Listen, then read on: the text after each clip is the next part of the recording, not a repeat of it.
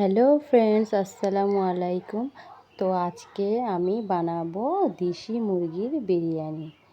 তো আমি first voice দিচ্ছি, তো কেউ এড়িয়ে যাবে না ভিডিওটাকে, ঠিক আছে? একটু দেখবেন আর স্কিপ করবেন না।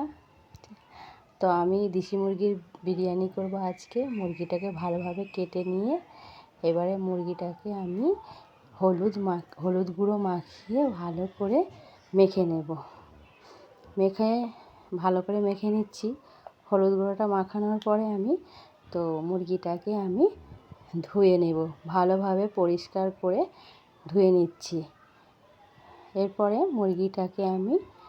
মুরগির মাংসটাও আমার কাটা রেডি হয়ে গেছে প্রায়। এরপরে আমি পেঁয়াজটাকেও কেটে নেব। পেঁয়াজ কাটার পরে আমার আলুটাকেও কেটে নেব।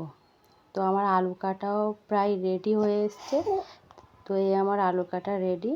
এরপর আমি আলুটাকে সিদ্ধ করতে বসিয়ে দেব। তো আমাদের গ্রামের বাড়ি সবাই জানো, তো আমি চুলোয় রান্না করি। এই আমার আলু ভাজা হচ্ছে। আলুটাকে ভালোভাবে লাল লাল করে ভেজে নেব। তো আমার আলু ভাজা ফিনিশ। এরপরে আমি মুরগির মাংসটাকে রান্না করে নেব। প্রথমে পেঁয়াজ কুচি দিয়ে তারপরে মুরগির মাংসটাকে দিলাম। এরপরে যত মশলা দিয়ে দেব।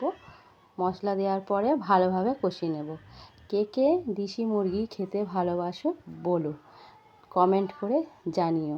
তো আমাদের বাড়িতেই পোষা মুরগি, এটা বাড়িতেই পোষা হয়েছিল। আমাদের আরও মুরগি আছে, তো সেটাই আজ কেটে রান্না হচ্ছে। তো তোমরা দেখো কেমন করে বানাচ্ছি। তো আমি ভালোভাবে কষিয়ে নেব মুরগির মাংসটাকে, নেড়ে চেড়ে নেব ভালো করে। তো আমার কষা প্রায় কমপ্লিটই হয়ে এসছে। তো এরপরে আমি বিরিয়ানিটাকে সাজিয়ে নেব। তো প্রথমে মাংস দিলাম, তারপরে আমি আলু দিলাম। তো আলুটাকেও দিয়ে দিলাম। এরপরে ভালোভাবে ঠিকঠাক করে নেব। এরপর আমি ভাত ঢেলে দেব এর উপরে।